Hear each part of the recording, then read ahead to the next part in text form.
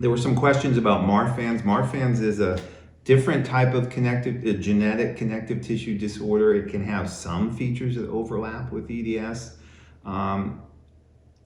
What basically happens is that more physicians are familiar with Marfans than they are with EDS, and some patients, we don't know why, some patients, particularly males, but not exclusively, with what seems to be a form of hypermobility EDS or HSD, can be very tall, as I mentioned, can have long fingers, can have long arms. So notoriously in the medical field, we refer to those features as being similar to Marfans, or we may even say a person has Marfanoid features, meaning oid, like they have Marfans, but they don't.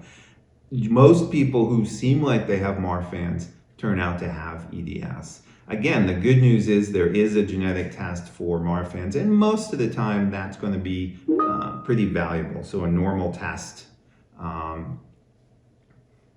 for Marfans would rule that out.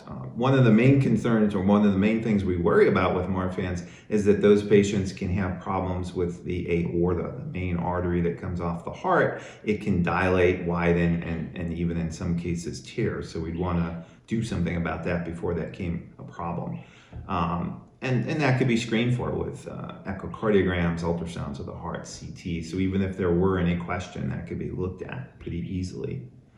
The good news is most people with EDS, especially those who truly have hypermobile EDS, HSD, almost never have any significant heart problems. We do like to screen and get an echo. Sometimes heart valves can be more floppy than they should be. Sometimes there can be dilation of the aorta. And again, if we pick that up when it's asymptomatic, we can follow it. Most of the time, it doesn't change much and stays asymptomatic and remains not a problem. If it does become worse, then we can have surgeons address it before it becomes a bigger problem.